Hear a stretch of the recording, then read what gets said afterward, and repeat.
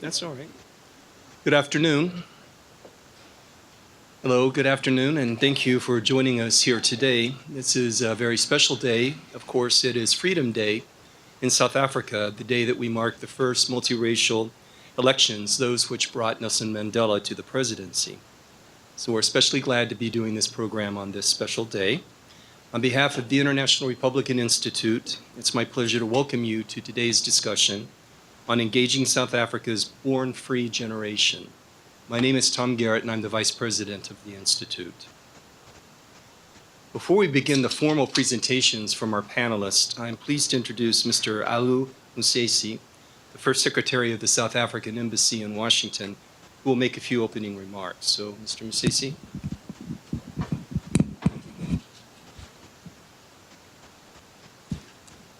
Well, thank you, Tom, for that introduction.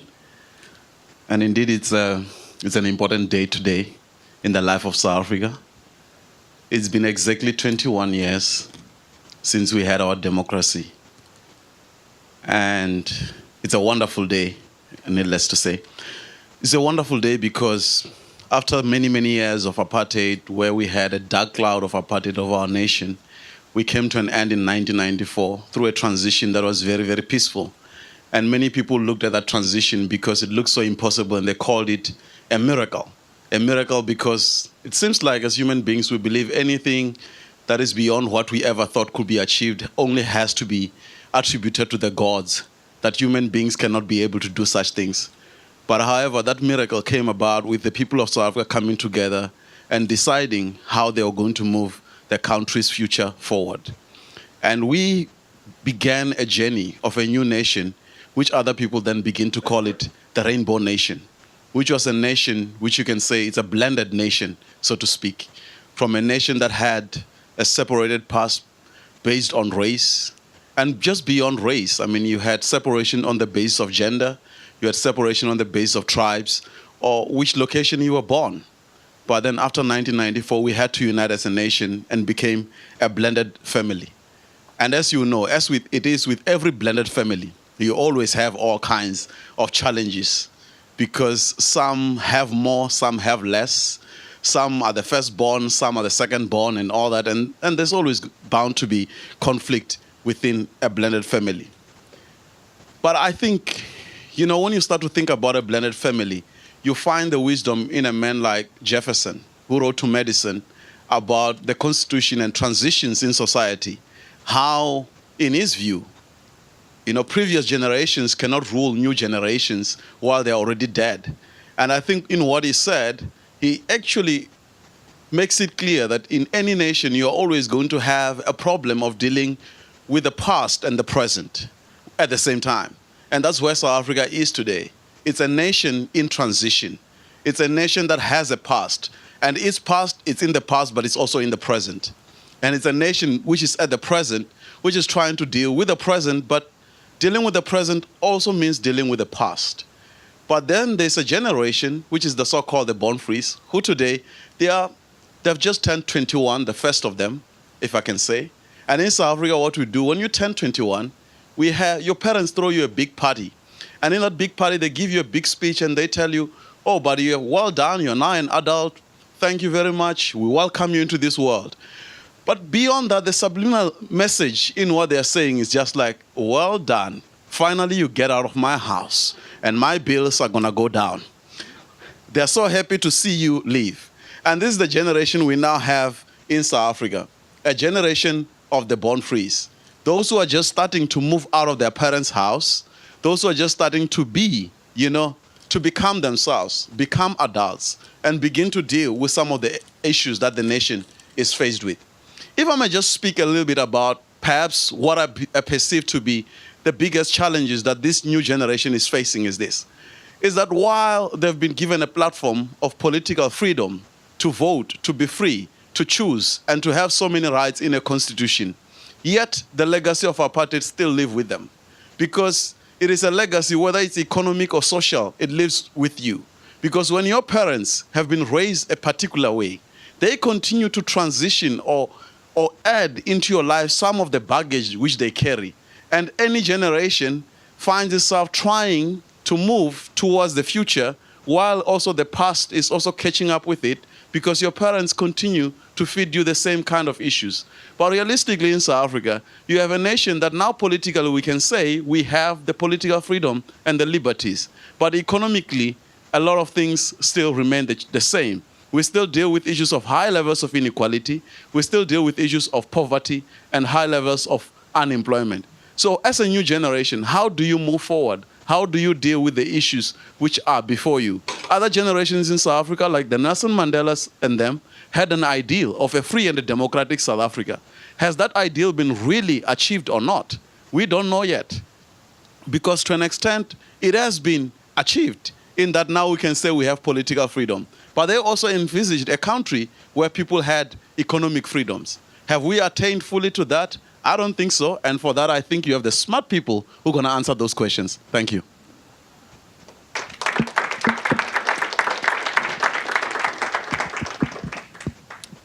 Thank you, Mr. Musesi.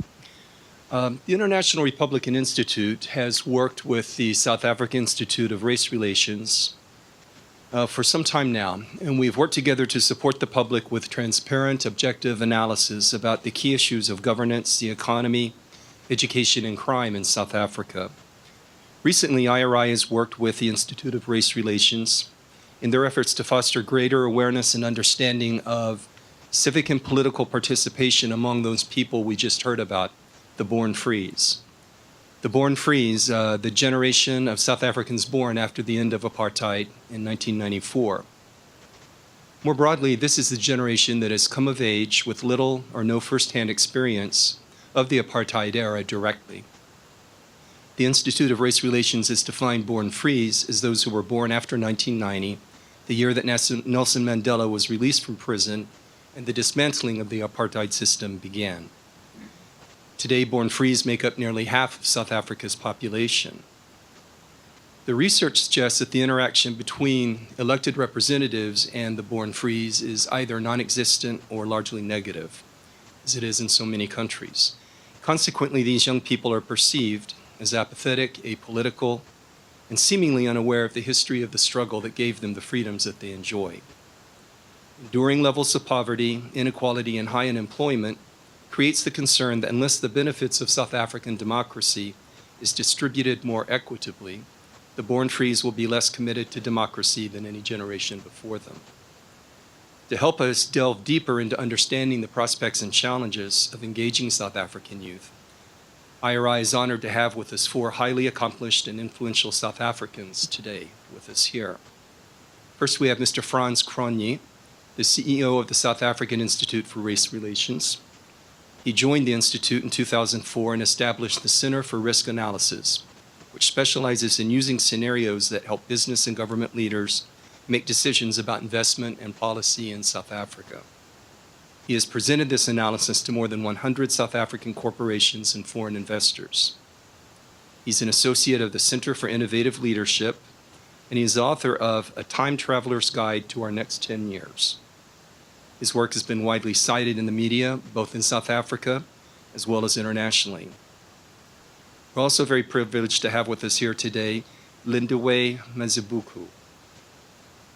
Lindiwe was elected to the South African Parliament in April 2009, where she was appointed the Democratic Alliance's national spokesperson and Shadow Deputy Minister for Communications. In October 2011, Ms. Mazibuko was elected the Democratic Alliance's parliamentary leader and leader of the opposition in the National Assembly, making her the youngest woman leader in the history of the Democratic Alliance's parliamentary caucus.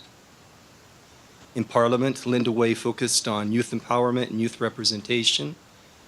She led the fight for a youth wage subsidy as well as championed parliamentary oversight of the executive branch. In May 2014, an extremely young age, Ms. Mazibuko announced she would be taking a sabbatical of a few years from active politics. She is currently enrolled at Harvard University's John F. Kennedy School of Government, and she is a Kennedy Fellow pursuing a Master's of Public Administration. And then our third panelist today is Cheri-Leigh Erasmus. Cheri is the Executive Director of the South Africa-Washington International Program, SAWIP. SAWIP is a nonprofit organization aimed at inspiring and supporting a new generation of young South African leaders. Cheri studied international relations at Stellenbosch University, where she also served on the Students' Representative Council. Her interest in international education has led her to positions in the Student Affairs Division and later the Postgraduate and International Office at Stellenbosch University. Since relocating to the Washington, D.C. area in 2013, she's been actively involved in numerous nonprofit organizations within the education sector. And you've probably been wondering who this is watching us from the screens. We're pleased to have Paul Graham Skyping in from Johannesburg. Paul is the project director for South Africa at Freedom House, where he oversees democracy and governance programming throughout the region. Prior to his work at Freedom House, Paul was CEO and executive director of IDASA, a South African-based think tank involved in building democratic societies across Africa. Under Paul's leadership, IDASA went from being a facilitator of political processes in South Africa to a regional organization involved in social policy and technical assistance in sub-Saharan Africa. Paul has been involved in human rights work in South Africa and elsewhere since 1979. So again, on this special day, we're very honored to have this highly respected group of panelists with us. We've asked each panelist to make 5 to 10 minutes remarks, and afterwards we'll open the floor to your questions and your comments.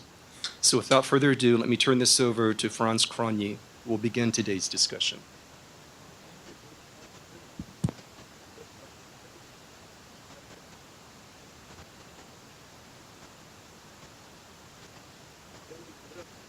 Now, yes, great. It's always nice to be back here and to talk in this room. And I'm going to try in the next 5 minutes to make sense of this very complex phenomena of South Africa's born-free generation. Tom's comment is the remarkable thing that just more than half of South Africa's population are now born-frees, or people who would have been born, on our definition, in the year or after the year of Nelson Mandela's release from prison. While that's hopeful, these are young people who have had a very hard time. The striking thing that came out of a report we'll release on them later this week is what happened to them in terms of their education. And not well understood in South Africa is that the structure of South African GDP has turned very quickly over the past 30 years, away from its primary and secondary industries to a point where today the tertiary, high-tech, high-skilled services economy is 3 times more important to GDP as mining and agriculture combined. Educational attainment has lagged very far behind that shifting economic pattern. Only a third of the born-free generation would have attended an early childhood development centre in South Africa. And given the close correlation between that and your later educational attainment, it helps to explain why less than half of the born-free generation completed their high school education. Only around 5% would have passed mathematics in their final year of high school at a pass rate of 50%. And less than 10% today would have a university education in what's rapidly turning potentially into the South Africa to Africa relationship similar to Hong Kong to China in some respects. It follows from the educational figures that these are kids who've had a tough time integrating into the South African economy. Just over half of the born-frees are jobless and are people who would never have had the experience of working in any formal or in even any sustainable informal manner. It's a unique global problem. South Africa now houses 0.7% of the world's young people, but just short of 2% of the world's unemployed young people. They also show low levels of entrepreneurship. Within the born-free generation, levels of entrepreneurship seem to sit at about a third of the rate of entrepreneurship that we see in generations that are older than them. They are people who are as likely to survive on welfare as they are likely to survive on employment. A third of them would have been grown up in a household where no one worked. And just think of the implications of that, of growing up in an environment where you don't see that daily pattern that establishes the social norms of someone going to work and coming back from work. And there's a strong racial dynamic to the born-frees as well. For every one black born-free who works, there are 2.38 who do not work. the white born frees, for everyone who works, there's 0.28 who do not work. And that shows the difficulty in outrunning the legacy of our apartheid history that my diplomatic colleague talked about in his opening remarks. Making the analysis of the born frees more complex is that their living standards are very much higher than would have been the case for their parents' generation, a function of the relatively successful state-led rollout of welfare and service delivery over the past 20 years, a point that my think tank has taken a lead in making known and advancing. Despite that, they would have grown up in weak family structures. Only a third of the born frees would have grown up in a household where both their parents were present. A third grew up in a household with one parent, and a third would have grown up in a household where there were no skip generation households, or single child or child-headed households where there was no parent present. AIDS hit the generation very hard, about 20% HIV positive. Of those, about 25% now are accessing antiretroviral treatment. Not that there's so much a problem of access to treatment, but that their CD4 counts are still above the level at which they would access treatment. About only half will expect to survive to their 65th birthday. And an important point later for my comments on political participation, less than 10% live in a household that has household internet access or Wi-Fi access, something that is influential in how they participate politically. 80% will live in a household that spends less than $250 a month, to give you a sense of the poverty problem. Their political participation is complex, as they are in their entirety. About half the born frees are registered to vote. Now, in older generations, the figure would be closer to around 90%. Amongst 18 to 19-year-olds, it's less than a third that are registered to vote. A third of the ruling party, the African National Congress, governed South Africa since 1994. Their support comes out of the born-free generation. About half of the radical Marxist left, which has made a run at the ANC in a recent election, got 7% of the national vote, they are born-frees. The more pragmatic liberal opposition seems to think that about 20% of its support comes out of the born-free generation. Opinion polls, we're bringing out a very big one later this year about what South Africans think about South Africa 21 years into democracy. But poll data that we've seen as a rule suggests that born-frees think that jobs is the single priority, the single thing that will improve their living standards in the future of South Africa. The absence of those jobs arguably explains what we see as a 100% rise in violent anti-government protest in South Africa, declining formal political participation that must never be interpreted as political apathy. It's in fact a form of political activism. It's a suggestion that we're looking around the political spectrum, but we don't like anything that we're seeing, so we're not going to vote at all. The Freedom House report talks at length about social media, very important. But in South Africa's case, that's blocked by the cost of bandwidth and the speed of bandwidth access.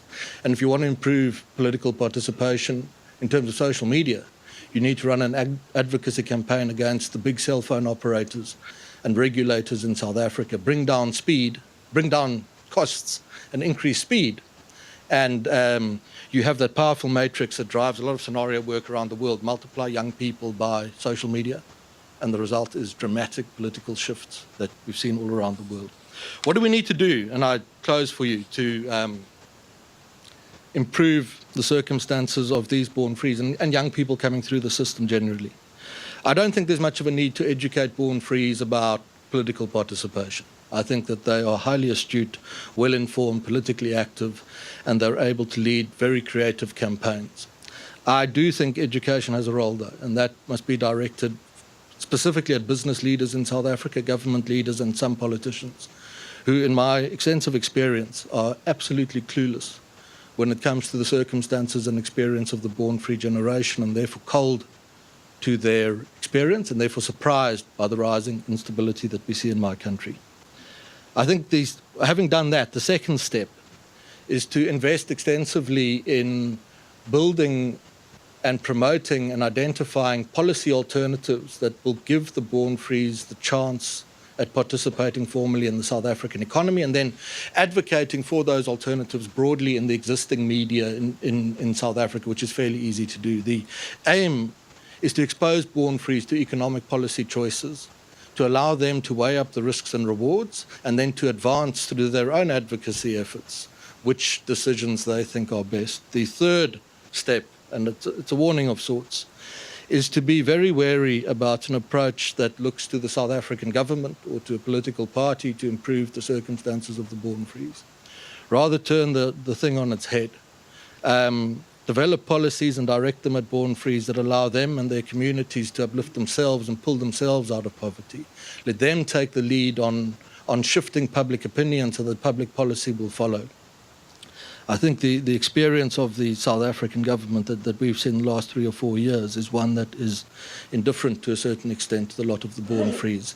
Expecting them to get out of the hole by relying on that government, I don't think is going to work.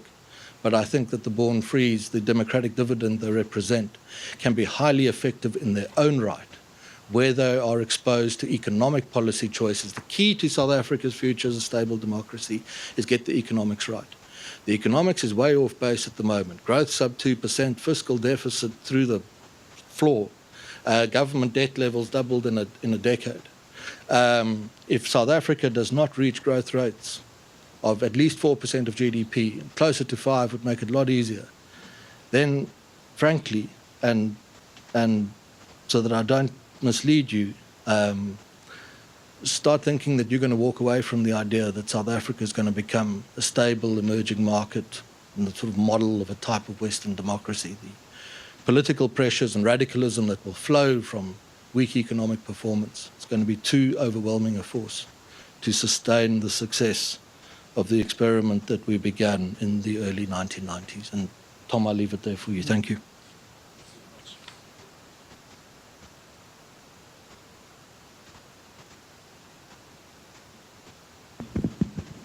Try and move this closer to my face. Is that better? Thank you very much. Thanks for inviting me to take some time out from final exams to be here. It's always a pleasure.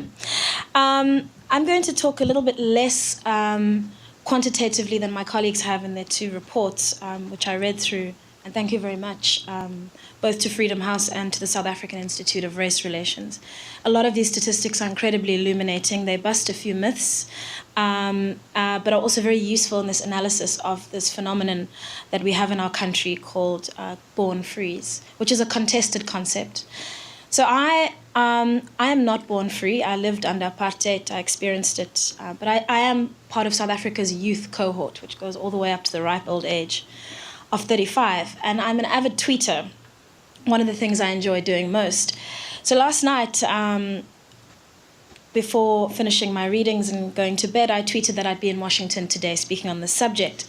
And I was interested when I woke up this morning in the responses that I got from a lot of young South Africans to the concept of born-frees and to the idea that they themselves can be considered as such.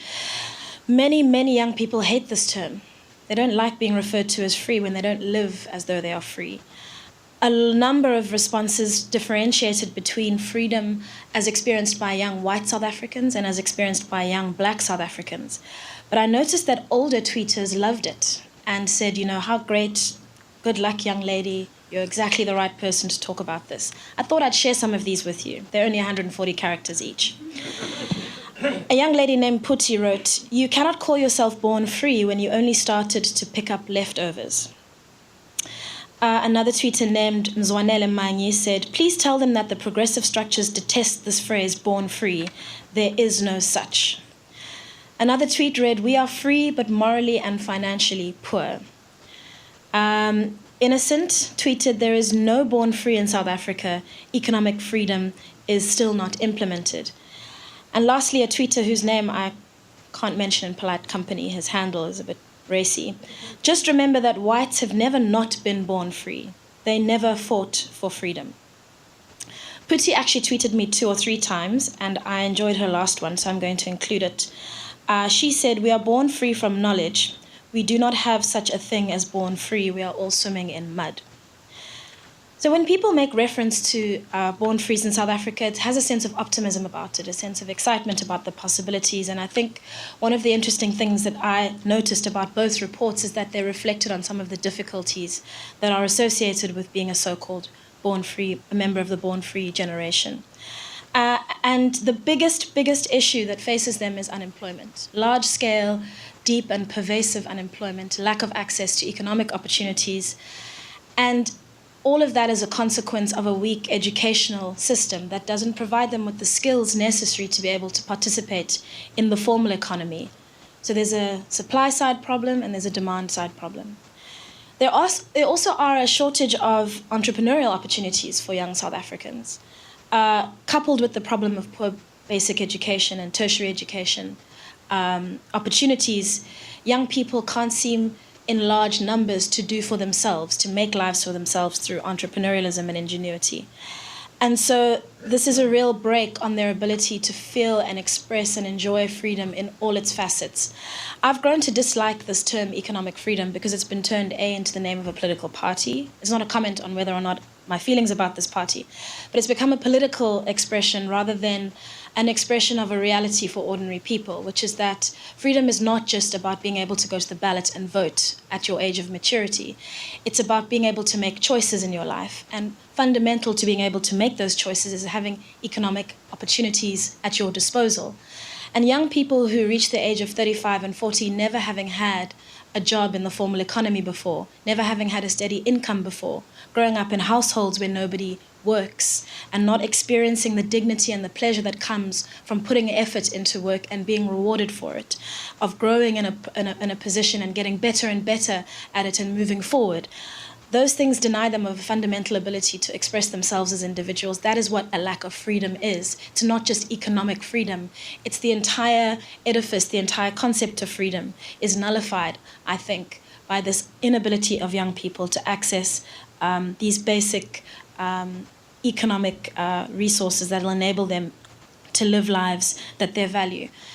And there's a reason that political parties, when it comes to election time, campaign on issues of jobs. My own political party did the same at the 2014 election and in 2011 because it is a number one issue.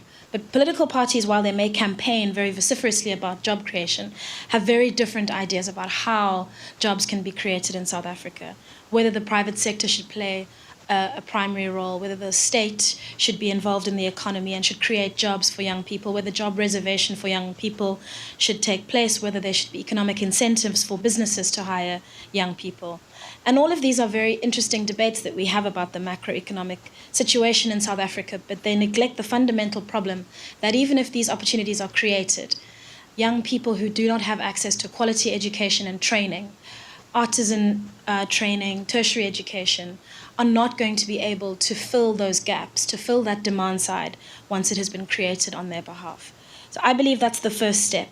We have to proactively find ways to ensure that young people can access the training and the educational opportunities that will enable them to fill the tens of thousands of skilled vacancies we have in the South African economy today. We need labor reform that will enable young people who haven't been given enough skills or haven't had enough access to skills training to be able to be absorbed into the lower skilled end of the economy. And then, of course, we need to make South Africa a viable investment destination so that more and more money flows into the country and more opportunities are created for young people. These are dry things. They're not revolutionary and rhetorical, but they're an important stability, an important foundation for creating the kind of economy where young people can start to live lives that they value and not feel that they've been left behind by this concept of freedom in 1994. And crucially, they are a means to prevent young people from becoming captive to the kind of populist rhetoric that implies that youth unemployment and lack of economic opportunities can be solved by easy rhetoric and an easy solution to complex problems.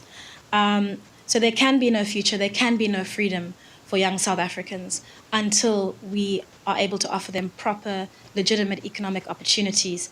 And until then, I think we should tread carefully when we use this term of born free. We should not insult young people who don't experience freedom by referring to them as having been born free. Thank you very much.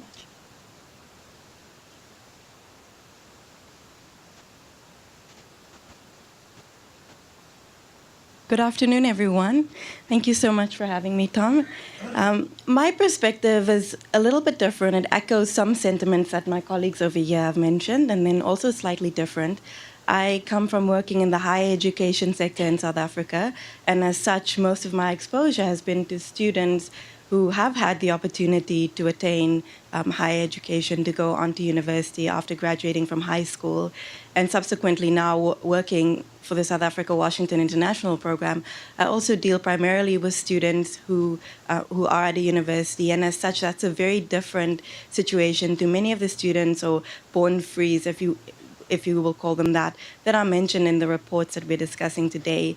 So when I started thinking about this, I became acutely aware of the fact that South Africa is really a tale of not only two countries, but really a tale of multiple countries.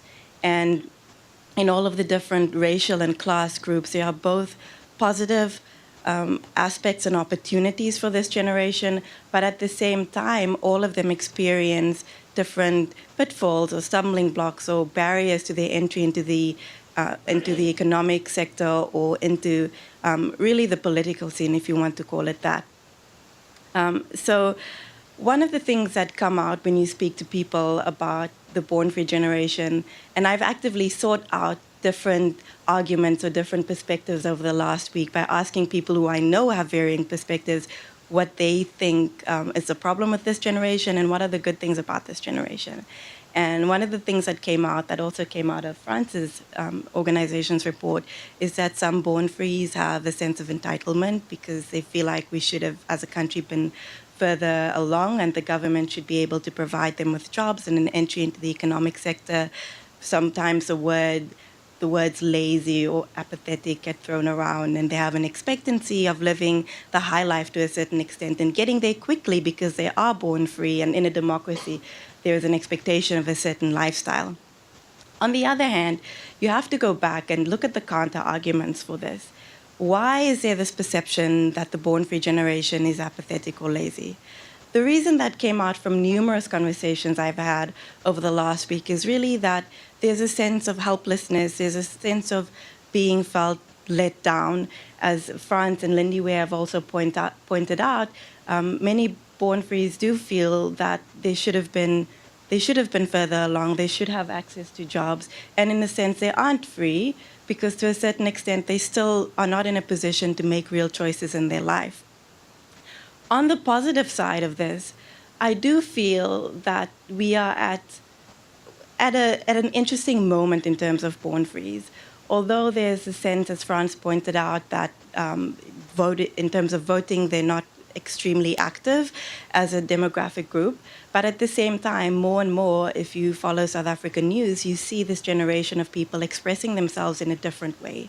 One example over the last month has been at the University of Cape Town, where there's a big movement called Rhodes Must Fall, or now Rhodes Has Fallen, due to a statue of Cecil John Rhodes on the campus.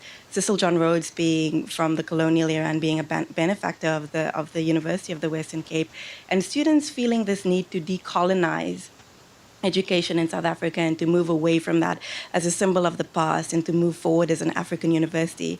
But apart from just that intersection where it was really about the statue falling and about decolonization of education in South Africa, these students, from that, you can deduct that these students are acutely aware of political issues. Apart from being interested in furthering their own education, they're also very much aware of the rest of their generation who don't have access to that education.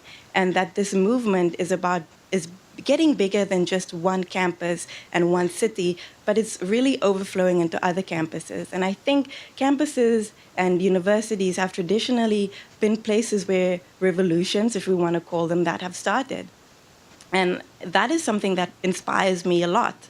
And looking at the students that I work with within our organization, I see that the born-free generation, if we want to continue to call them that, is a generation of students who've had the opportunity, or at least a proportion of them who have access to education, have had the opportunity to be able to interact with people from different walks of life and from different racial groups. And that really shaped their perceptions about South Africa in a very different way. To give you an example, post-94, in the year 1995, I went to what was then called a Model C school. It was a previously white school in South Africa. And of a school of about 900 kids at that stage, we were 3 non-white students. So my perception at a young age, how it was formed, was maybe very different, very kind of tiptoeing around racial issues, tiptoeing around political issues, because as a student, there's the sense of peer pressure, trying to fit in, and it's really hard to have racial conversations and conversations in terms of politics if you haven't had the exposure.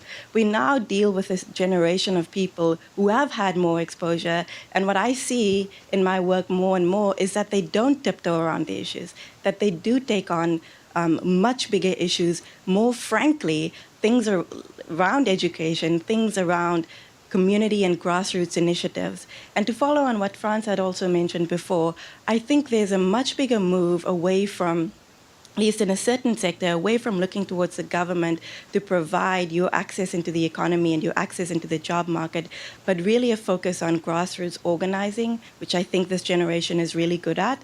And although we still have some stumbling blocks in terms of bandwidth and internet access, I think the mobile generation also overcomes that pretty well in terms of organizing themselves in protesting on social media platforms and in also becoming involved in their communities. And it's really in these communities where the hope for South Africa will be fostered, and that's at least what I believe. I've been involved in school interventions where I've gone and spoken to schools because of my work in higher education to just alert students to the opportunities that they have with different universities. And I remember going to one school and the teacher sitting me down and telling me, look, this is a really hard class to inspire. They were all grade 12s. There was about 60 of them. And they told me, about 10% of them are already parents. Some of them were expecting. So really the chances of them going on to attain higher education and attaining a good, well-paying job one day are slim. And I kind of braced myself thinking it was really hard to talk to them. But what I did find is that when students from this generation get access to information and they understand what the opportunities are, they also know that there's a hope that's endless. And I think we need to start focusing on community interventions like that, where students start seeing in their community people are going out, people are making a difference, people are getting into the job sector. Because before you see that within your community, it's really hard to understand how you are born free and how you do have access to the freedoms that we're talking about here today.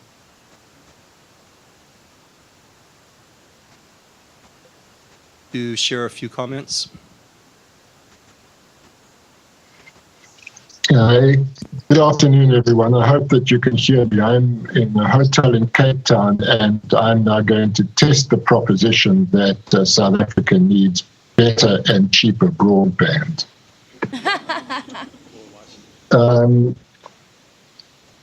Perhaps it's important to say that however we define the born-free generation, the reality is that in South Africa, policy arrangement is that people under 35 qualify as youth. And that group of people includes those who were very young or been able to vote for the first time in 94. They really only just graduated from that group. Secondly, Mandela's babies, which is where the IRI draws the line. And thirdly, those who were born from 94 onwards and perhaps have only voted once. But 48% of the South Africans who are registered to vote are under the age of 40. So when we talk together about the importance of young people in the society, we should understand that the society is a very youthful one. Secondly, just to say that these two reports do speak to one another. The IRI report provides a very good description and a set of prescriptions about what should be done. And the Freedom House South Africa report, called Youth and Political Participation in South Africa's Democracy, is really a focus group-oriented report, and therefore it focuses on the voices of young people talking amongst themselves in various parts of the country. confirming in some ways what the IRI report talks about, interpreting that sometimes. And I wanted to just quickly point to some of the findings of the Freedom House report. The first is this one about jobs. It's a critical part of young people's experience that they don't have jobs and that they need jobs in order to become more themselves. It's not clear to me in either report whether we've sufficiently understood what young people mean by jobs, but to the extent that I understand it, they are assuming that these will be in the formal economy, that somehow they will be incorporated into what in South Africa is unfortunately too small but relatively organized economy. And I'm not sure that they are necessarily thinking about entrepreneurial startups. Secondly, people are interested in politics. To some extent, they have a voyeuristic interest. So many, many young people have been quite excited by the emergence of the new youth party, the economic freedom fighters, not just because they associate themselves with the policies, whatever those might be, but because they see the liveliness now of political debate and interaction between the parties. Thirdly, people are voting in part out of civic duty, and in part because they feel that there's some utility in obtaining services from the government, whether those are educational services, employment services, or indeed welfare services.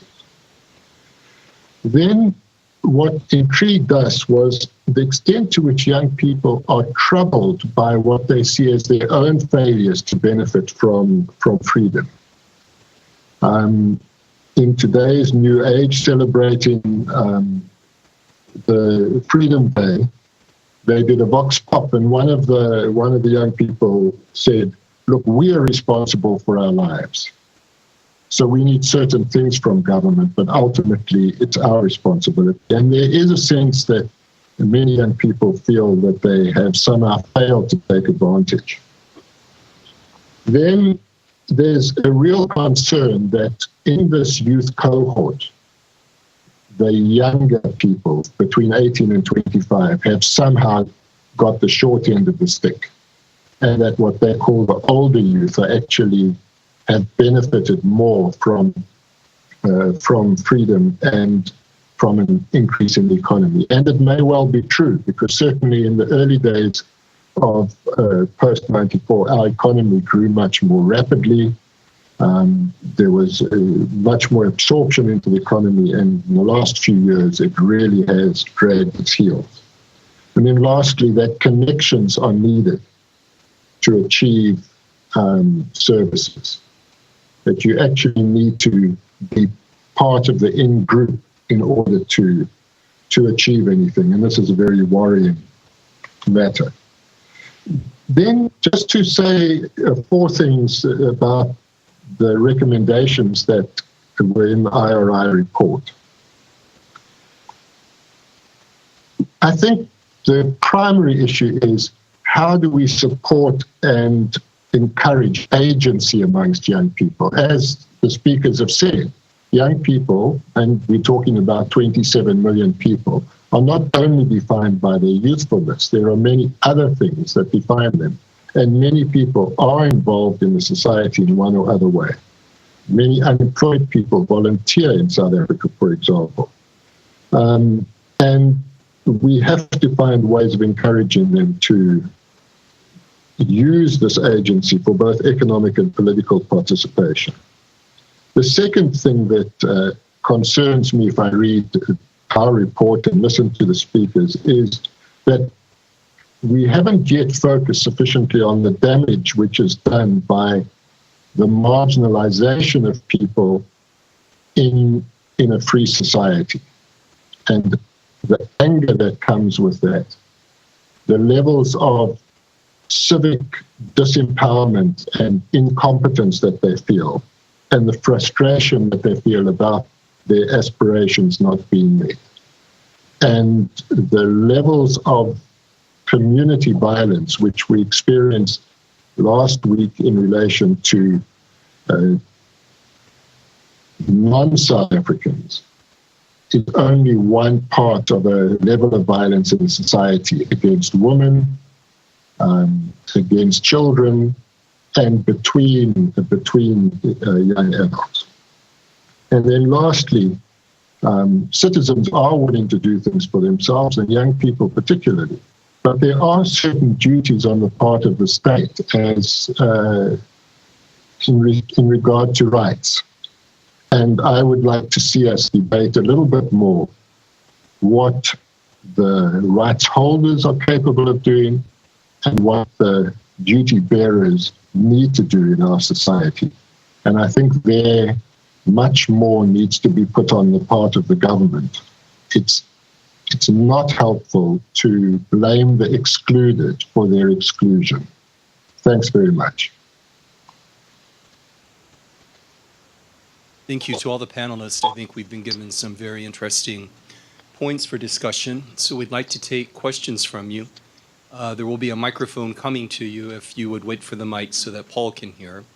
And if you would state your name and the organization you're affiliated with. Does anyone have a question or comment here at the front? Second table.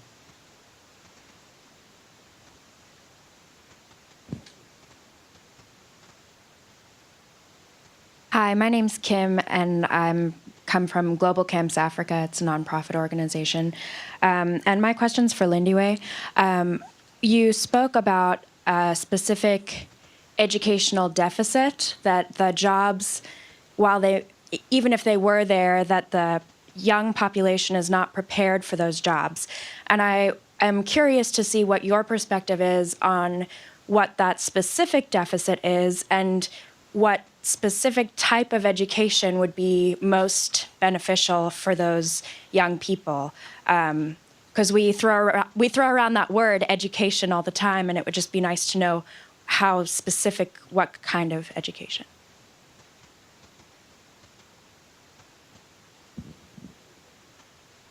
Answer that one and then. Yes. So we have an interesting tertiary education system that was dismantled in the 1990s and then is in the process of being re-put together by the national government. The ANC inherited a system of nursing and teacher training colleges, which were run by churches under the apartheid government and were exclusively racially segregated. And so in a sense were both an ideological and political, but also a technical training ground for the kind of society the National Party envisaged in South Africa. The ANC's response at the advent of democracy was to dismantle these training colleges in their entirety. There's a third category, agricultural training colleges. They were dismantled in their entirety. Bladen Zimande presided over that. He's the current higher education minister. I think he was chair of the education committee in Parliament at the time. But the government dismantled those colleges for various reasons, some of which were legitimate, but ultimately the inheritance of South Africa is that we now have a massive shortage of teachers, massive shortage of nurses. The nurses that we do train and produce at universities, which are not actually up to the task. A lot of universities have had their teacher training students merged into sort of broad universities with huge faculties of humanities and so forth, which absorb these students and sort of treat them as second-class citizens within a system that is sort of designed for a different kind of education. That kind of very structured, focused vocational training, which filled classrooms or had the potential to fill classrooms, fill hospitals and clinics and provide primary healthcare education and basic education. Primary healthcare services and basic education in South Africa, and agricultural skills on the ground in the rural economy in South Africa. All of that has been taken away. Now there's an effort to reinstitute them. And so, this dismantled system now has to be put back together again, and whether or not it'll be able to be done soon enough to plug those gaps is questionable, and whether or not it'll bring the same dividends that it could have had it not been dismantled. So those are the three main areas on the training side. There's also a massive lack of apprenticeships in the South African economy. In other words, places where people can, having left school before matriculating, because you can receive a school leaver certificate in year 10 in South Africa. There's a very, very limited number of training opportunities for people who want to learn to be plumbers, or who want to learn to be mechanics, who want to acquire actual skills which don't fit into the sort of elite idea of tertiary education, whose umbrella we now view tertiary education in South Africa under, but which would plug a much-needed skills deficit in the country and provide people with alternative routes for education and training, and very, very lucrative personal income sources. So those are very hands-on technical jobs, either to contribute to sort of mechanized work in industry or to work privately as individual practitioners. Those opportunities are not in as high numbers. There are FET training colleges, further education and training colleges in South Africa, which are intended to plug this deficit, but many of them have been sort of rife with corruption and scandal. Some of the qualifications are dubious and the quality is dubious as well. There have been questions about whether or not they've been properly regulated. And a lot of young people have spent very scarce financial resources going to these training colleges and not getting the requisite skills to be able to do the jobs that they wish to do. And then, of course, there's the services sector, hotel and hospitality industry training. All of these are areas in which certain levels of skills, whether they be soft or hard or technical or non-technical, there isn't enough opportunity for young people in the country to gain these skills and plug the gaps. There are high-level gaps in what in the United States is called STEM, technical. So in the areas of sort of science, technology, mathematics, higher education training, even that is a deficit. We don't have enough engineers. We don't have enough doctors. But at the level of straight after school leaving, there are massive skills deficits that could be plugged with innovative policies to educate people who either leave school early or matriculate and need skills with which to make a living.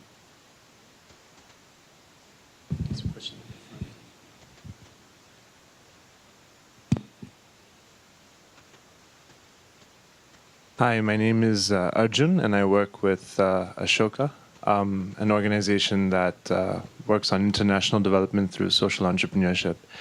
And my question is for Lindiwe, and it's linked to the previous question about, but more towards what areas within social entrepreneurship do you think are the most exciting and the biggest need to be developed in South Africa right now in the situation that it's in?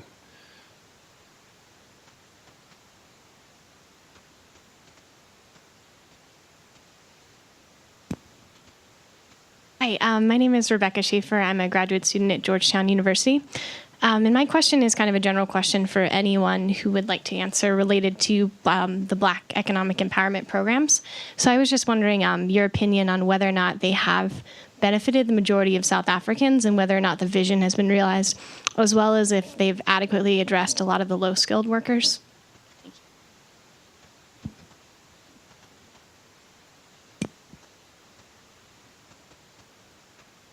My name is Phil Lilienthal with Global Camps Africa. Despite the frustrations of the younger generation, is South Africa becoming more stable with each year that it makes it, or is it becoming more of a tinderbox by the frustrations of lack of access to benefits?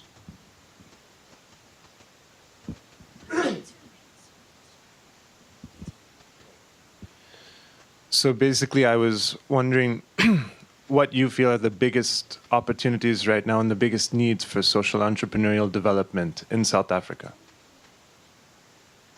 Well, more on the areas of, do you think community development, social entrepreneurship around community development initiatives, are more on human rights initiatives, or would you say there's more of an economic focus, environment protection initiatives? Basically, from your perspective, where you see the biggest need and the biggest opportunity right now? I'm occasionally perplexed by the sort of very catch-all nature of the term social entrepreneurship. It covers a lot of things. And I know it's very, very academically fashionable at the moment, but in South Africa, what we need and what we struggle to nurture the most is micro businesses. So there's a huge informal economy in South Africa, which is unaccounted for. There have been various informal attempts by a number of consulting firms and agencies to quantify the depth and the size of the informal economy, to try and account for how people who are not employed in the formal economy, who don't have jobs, are surviving from day to day. There's a lot of anecdotes about how South Africa's huge social safety net, the biggest in Africa, is sustaining whole families. But, the quantities are incredibly small, sometimes as low as $25, $30 a month. So that's not it's not enough to support entire families, even though it does contribute, especially with, I think you referred to them, Frans, as generation gap households, where grandparents are looking after young children whose parents have often passed away as a consequence of HIV/AIDS. So there isn't enough knowledge about the informal economy, and micro enterprises are not, they're not part of the system. Monitorable, regulatable, and in a certain sense, if they qualify, taxable or tax exempt, in order to enable South African entrepreneurs to derive the benefits that come from being part of the formal economy. And I think there have been really interesting examples, for example, of women who are beneficiaries of title deed. So when title deeds are passed on to beneficiaries of housing programs in South Africa, a lot of women will start bed and breakfasts, spaza shops, corner shops, using the deed as capital with which to gain access to funding to get stock, renovate the building, put up dry walls, and so on and so forth. But to the extent that social entrepreneurship refers to businesses that advance society, the social order, I don't think that that's necessarily a specific subgroup that, we refer to very often in South Africa when it comes to entrepreneurship. The report spoke about 74,000 young people who are engaged in survivalist entrepreneurial activity. That's also part of the informal economy, difficult to account for. And when we account for it, it's not just for taxation purposes, but also a way to find opportunities for the government to intervene and make life better, provide services, provide tools that will enable these businesses to grow and become more sustainable, and become more likely to produce dividends that will improve people's lives. Rebecca's question about BEE. So BEE is incredibly controversial in South Africa, primarily because it's been misused and has become a tool for political enrichment, where its initial purpose and its initial intention was to tie the requirement to do business with the state to having a certain level of black ownership or being a certain size of business. So under the legislation right now, businesses that are small and medium enterprises, whether they're black or white owned, are considered black owned, because the intention is to grow small businesses as well as empower black businesses as you move up the higher end. But there have been deficits in how the implementation has taken place. For example, there are very high limits on how many times you can be re-empowered. There should be a very low bar that says once you've received a certain quantity of shares or access to BEE deals, you shouldn't be able to re-empower yourself and lock out people who haven't had access to those opportunities. But the system has been completely captured by political interests, and it's become a tool for the ANC to deploy its members into the private sector, and as a result is building a growing. There's a growing movement of sort of anti-BEE movement in South Africa. I believe that whether it's BEE or any other kind of intervention, that it's not possible for a responsible government in South Africa to operate with the status quo as it is. There has to be a verifiable and a credible process of trying to undo the economic injustices of the past.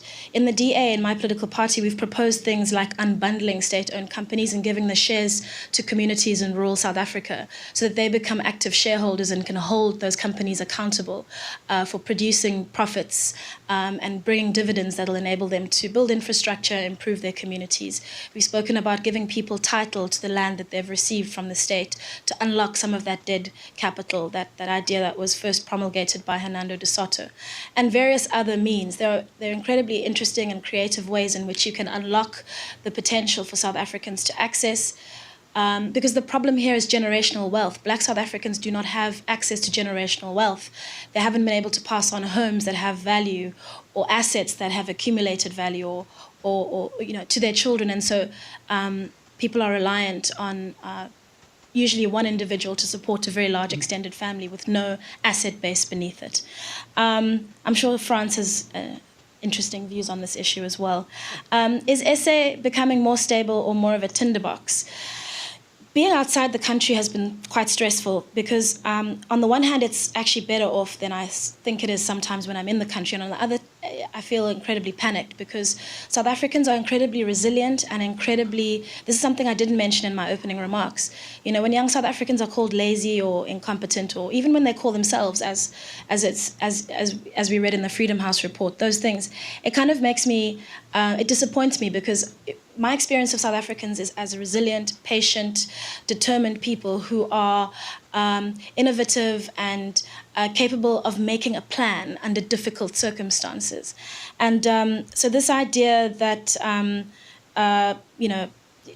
South Africans are not, entrepreneurial, they don't work hard, they're lazy, kind of bothers me.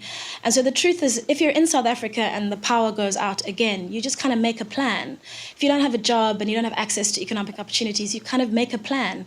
Whether that plan is legal or not, or whether you're connecting electricity illegally into your informal housing, or whether you're being creative in other ways to survive, there's a huge sort of spirit of survival and of pressing on and making a plan in South Africa.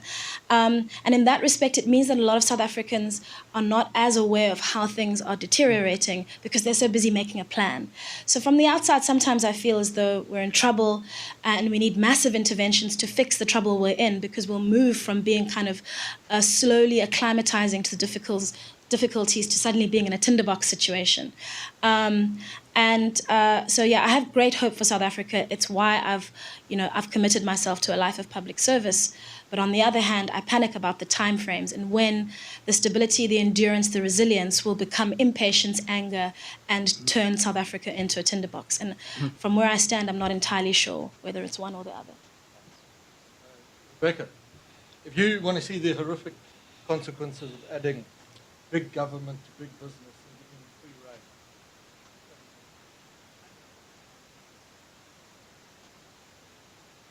first reference, I think, is to the fact that my group took the lead against the policy right from the beginning. I think some of what we warned about, we're now starting to see. That said, do we need empowerment? And there needs to be some serious rethinking about how we do empowerment. Short answer, the long answer, a book on the subject.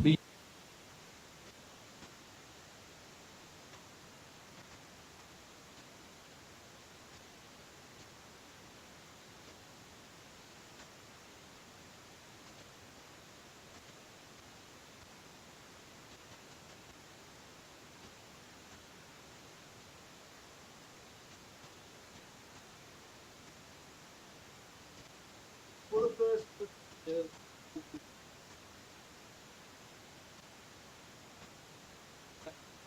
in years we'll be becoming more stable, no doubt about that. That's no longer the case.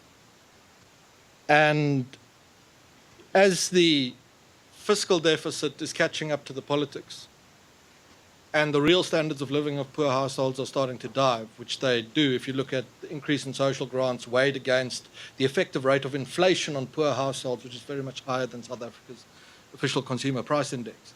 We're in considerable amount of trouble now. It's turning rapidly against us. It is turning rapidly to the left. I think we're starting to see rise of anti-Western sentiment in the country is just one play out of that. It's turning more violent, and it's going to turn very much faster. And I mean, I've been coming here for many years, and we've had those questions before, and I've always been able to say sincerely it's coming right, or I'm cautious, but it looks all right. Now, I'm very worried about where it's going.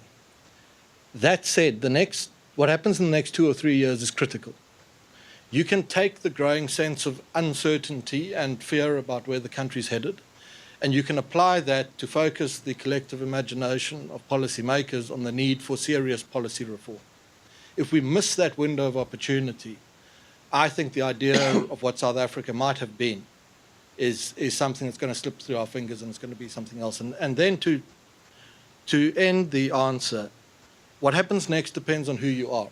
If you are what I represent, I spent the last years of apartheid playing rugby on the playing fields of an elite private school in South Africa with a lot of black kids who later went on to do very well in BEE. If you're me and that group, we're well hedged and we'll survive the worst. It might not be great and it might be difficult and it will be sad to see what happens, but we'll be fine, what I represent. But if you're the rest, the great majority, if you're the average child who's been through that born-free generation, you're going to suffer badly if South Africa turns against you, because the economic turn is going to turn downwards, is going to introduce the radicalism. And the radical economic policy is going to drive popular sentiment as the cover for destroying the democratic institutions. And poor young people, when they turn around and realize what's happened to them, will find themselves in a position that they cannot fight back. And I don't think the seriousness of where South Africa finds itself today and where it may be in 5 years' time is something that can be overstated. And I think in both my answer and in Lindiwe's answer, which for me was very interesting in that she was cautious about where it's going, I think you see where a lot of South Africans suspect our future may be taking us. We're not in a good situation anymore. Firstly, to respond to the question of BE, I'm going to reply to that from the perspective of a born-free generation student living in South Africa at the moment. I think this very notion of BE not having benefited everyone leads exactly to the kind of frustration that also leads to the potential tinderbox situation that we find ourselves in. There's definitely a perception amongst this generation of people that the ship has sailed away before we got there, or that the previous generation of South Africans benefited from the connections that they may have had politically or otherwise to be able to access jobs based on BE policies or tenders or whatever access they might have had to the employment market, and that ship has now sailed. And this is very much in line with the frustration that you see, which leads to protests, kind of expressing themselves in that way, which leads to what might be perceived as political apathy, staying away from the ballot box, because you don't feel like the governing party or any of the other options would be able to give you that platform in terms of finding employment and being able to enter the employment market in that sense, because the ship has sailed. And that adds very directly to the tinderbox that we see. I think in terms of the protests that we see and the perceived instability definitely that you can see from outside of the country, definitely more strongly when you're in the country, comes very much from a growing frustration in terms of service delivery, which without very, very, very focused interventions is not going to go away anytime soon. And I think it will only grow. And definitely, as Frans pointed out, there's very stark distinctions as to how much it affects you in terms of where you are. If you live in certain areas, you'll be fine, and service delivery won't really bug you, and you're definitely not going to take to the streets or become violent or express yourself very strongly about it. But if you find yourself in certain rural areas, you come from a certain background, you fall in a different socioeconomic demographic, most certainly I am cautious and very afraid, actually very afraid for where South Africa is headed in that sense, because I just don't see the government on a national level and in terms of local municipalities stepping up and squashing these issues that we currently see. Paul, would you like to answer? Yes, perhaps I can't see the other speakers, so it's hard to know when they're done. But just something on education and then something on this question of fragility. On education, I think at the very basic level, what we want to see is that education is not merely moving the questions of inequality from generation to generation, so that the poor are substantially excluded and those who are more wealthy and more able are increasingly advantaged. And we need to see an education system which does provide the poor people with a way out of their poverty. And just, good basic primary education followed by some form of further education would in itself be tremendous. On the question of fragility, I think young people, because of the levels of unemployment and exclusion, they're very vulnerable at the moment to political and ethnic mobilization and to entrepreneurs working in those spaces. But as we've heard, they're equally capable of organizing within the democratic rules of the game. So the onus, for me, is on the behavior of political leadership in the country over the next couple of years, and the way in which they either encourage democratic participation or, as happened a week or two ago, encourage young people to mobilize on chauvinistic and violent means. I would put a great deal of responsibility in the hands of the political leadership at the moment, and that would include those from all the mainline political parties. We would have time for one more question. The two questions, those two.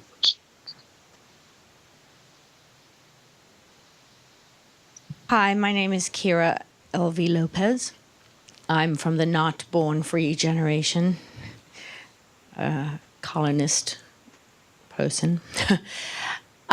This is fascinating. My question is to all of you, there's sort of compartmentalization in the topics discussed. There's government, there's private sector, education, jobs, which all seem a little bit disconnected from one another in the conversation. And my question is, in terms of entrepreneurship as well, which is almost used as a bad word, which, if you're a micro business entrepreneur, you might be doing something illegal. So it's sort of a bad word. How would you envision bringing jobs and entrepreneurship sort of together? I see this for Americans, for foreigners, as there's opportunity here to invest, to have a system where one can do well by doing good. I'm helping a small business now that's an American go global with a South African view to export entrepreneurship.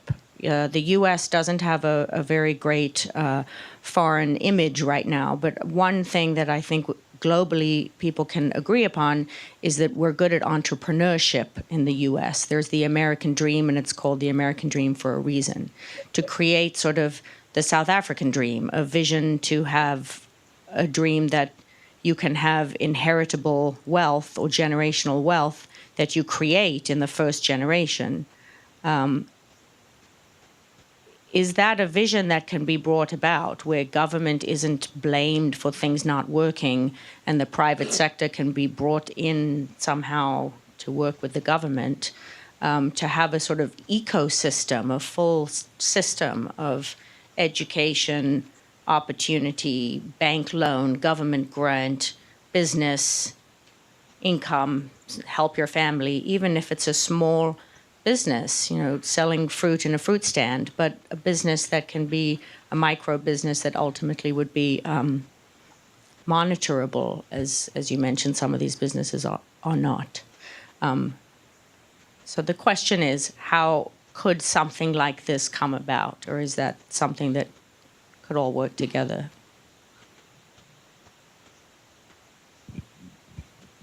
Hi, good afternoon. Virginia Elliott from the Department of State, and I work in the Office of Southern African Affairs.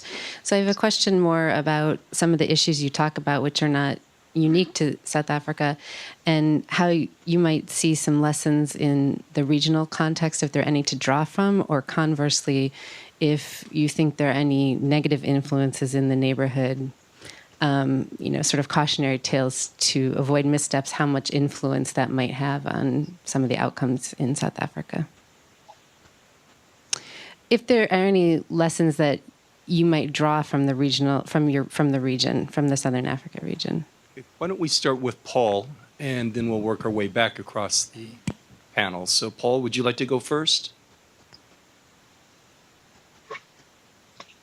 Perhaps on the last question first. I think the one thing which has really dragged its heels for a range of reasons is the initially very strong project for regional integration, and therefore a positive and constructive relationship between citizens in the region on issues of trade and many other issues, getting laws aligned and so on. And that's dragged, and you can see the results of that drag in the way in which South Africans behave towards the people from other parts of the region.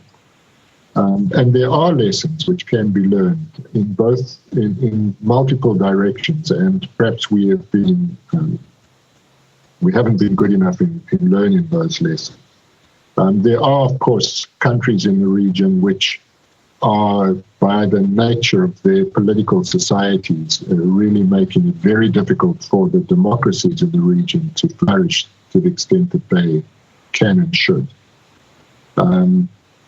Let me conclude my input by just going back to the way in which we can help young people act as agents in bettering their own lives and the lives of those around them. At the moment, they face a real uphill battle. Obstacles that are set in their place by the structures of South Africa, by the manner in which our commercial economy operates, and by the manner in which the state operates. And I think those of us who have power and influence in both the private sector and the public sector need to think very hard about changing those encumbrances on young people, and then finding ways to give people dignity in a global world in which formal education is not going to come easily, and formal employment is not going to come easily for many, many poor young people, whether in South Africa or other places.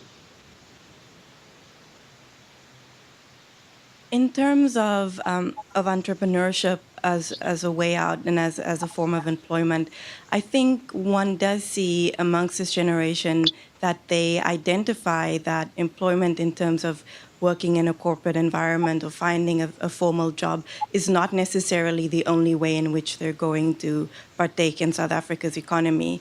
And it's most certainly at a high school level and definitely on a university level, you can see them thinking about ways in which they can creatively make their own way in terms of being employed and becoming part of the employment sector in that sense. Having said that, there definitely is a role to play for government in creating opportunities. And I think also we need to start thinking about it differently in terms of maybe interventions on a municipal level and creating partnerships with private sector organizations, with companies in a certain sector, and maybe through apprenticeships, give people the skills they might need to go on and to create their own small business, small enterprise. I definitely think in terms of attitude, people do understand that there's a need for that and there's a want for that for them to find ways in which to create their own ventures, but they definitely also need support for that, and they definitely need to be made aware of how to go about, and there needs to be some kind of skills rollout in that regard as well. The other question about lessons from Southern Africa, I think that in terms of that, South Africa is at a very critical point in terms of recent xenophobic attacks. Having said that, I do still have the strong feeling that for many of our neighbors and going up further into Africa, South Africa is still seen as a place where I can live the life I can't necessarily live in my country. It's a place where I can potentially start my own business. It's still seen by many as a place of opportunity. But I do think that we need to also, as a country with growing instability on certain matters, we also need to take a little bit of that hope and that positive attitude and learn from other countries in that sense. But we definitely have not done enough in terms of regional integration and creating opportunities through that. The entrepreneur story is actually quite well understood because South Africa has levels of nascent or emerging entrepreneurship on a par with emerging market norms. But its established entrepreneurship levels are well below emerging, are on a par with what you see in the former Soviet Union. And the reason for that is regulation and red tape, almost entirely. You have these little startups that almost get going, but when the scale of what they're going to have to comply with to formalize themselves becomes apparent, they break down again. So it's create an enabling environment, but you can do that by getting government out of the way. Illegal entrepreneurship might be the very best thing we could have. And the success of many foreign immigrants, African immigrants in South Africa, is that by their very illegal status, they don't have to care about all these laws and norms and regulations. They do very well. And I privately know a story. We hosted once a former European finance minister who told us the story of a private conversation with the former government of the Federal Reserve here, who was asked over drinks what explained the success of the US economy during a particular era. And he said it was the illegal immigrants. They were the risk takers. They were the best thing I had, he said, to help the US grow. So we need that. On the questions of regional lessons, yeah, the regional lessons are now what the rest of Africa can teach South Africa, not the other way around anymore. The perception still exists, I think, in the minds of a lot of South Africans that we're it, and the rest is a jungle. And that's not true at all anymore. I was actually quite encouraged by the strong line that a lot of African governments took against South Africa on the xenophobic violence and the sense of almost impertinence from our Foreign Affairs Department that they dare do that. A statement we released on Nigeria's objections to the attacks on their citizens was frankly childish that we put out. South Africa's got to realize the rest of Africa economically is 100% on the way up. Not all of it, but compared to where it was, it's actually looking very good. There's a lot we can learn there. Those are countries, for the most part, that went through the failed Afro-socialist experiments of the 1950s and 1960s. And went through that. The disaster for South Africa would be if we also want to go through that experiment. And then only in 20 years, again, begin our upward ascendancy to join the rest of the continent. I have, in our consulting division, so many clients who say to me, going to Kenya, to Nigeria, the reception we get as American investors is so much better than what we're receiving in South Africa. Maybe the downward trajectory that we're on now might be sufficient to focus the collective imagination on that. The related to your role, don't think, though, that South Africa's decline is going to be of no consequence to US interests in the rest of the region. Because if South Africa's democracy is allowed to slide, one of the major precedents that would have shaped the economic evolutions of Africa's now upwardly mobile economies will be taken away.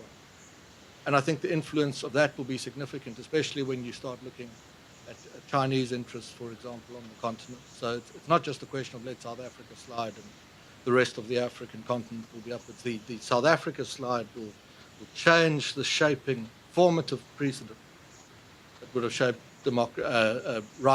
growing economies in the rest of the region. But very much now, I'd love to have the resources to do it, to do case studies of how other African economies are attracting investment and bring them back and teach them to policymakers in South Africa. There's a lot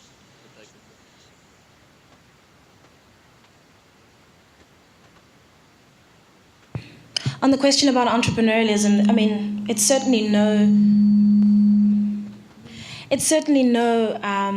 sort of unloved stepchild of policy on the economy, not at all. So in South Africa, one of the big problems we have is that not enough of our jobs are created by entrepreneurs and by small businesses. There's a heavy reliance on big businesses. Many of our businesses are oligopic in style. We have big banks, we have big supermarket chains, we have big mining houses. Everything is big, or it is incredibly sort of micro level small. And the small businesses aren't carrying enough of the burden of creating jobs in the economy. And if they did, what they would do is dislocate ordinary South African people from dependence on the state.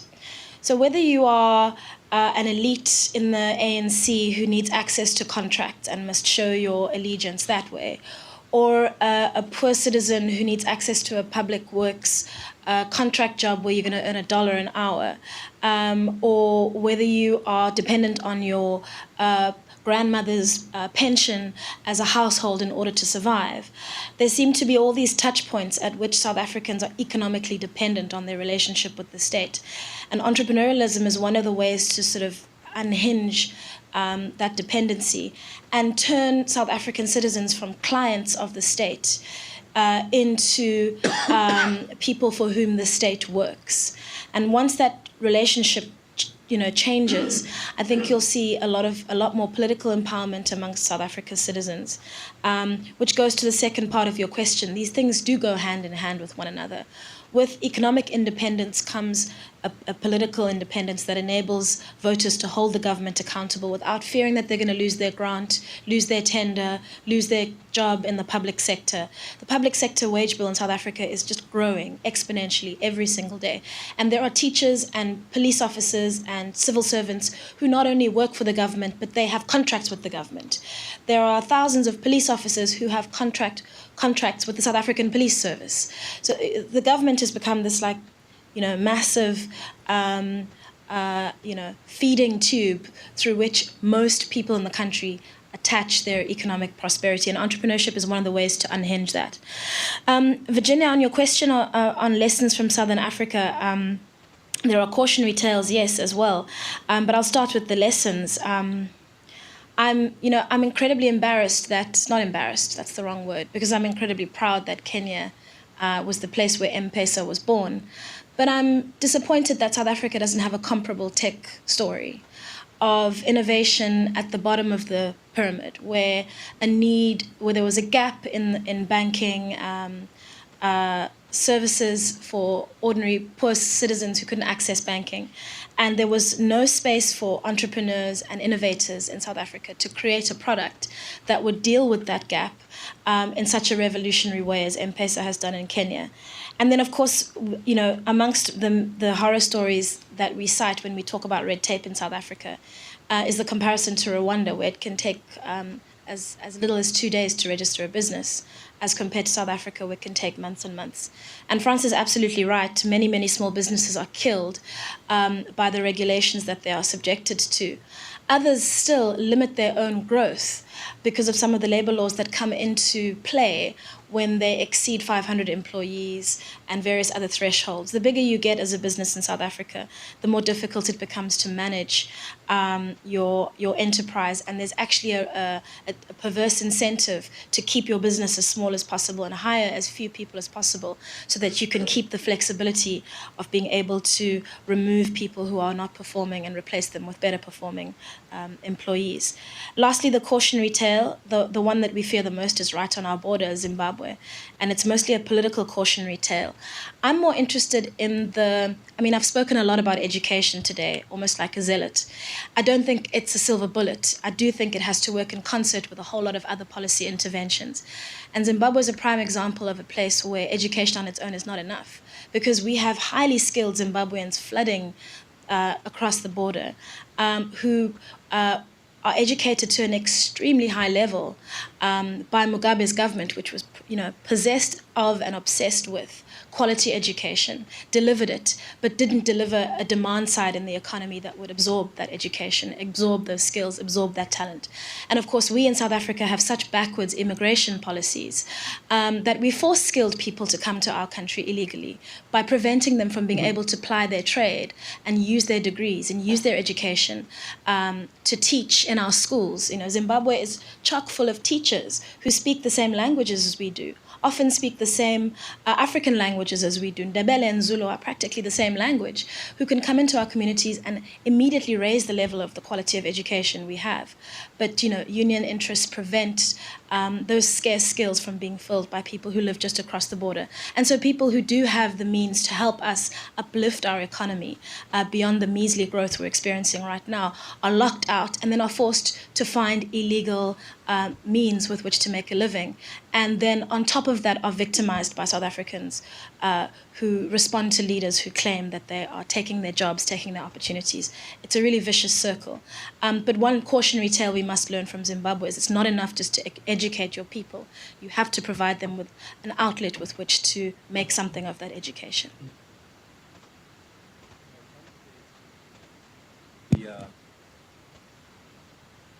Discussion for us for some time.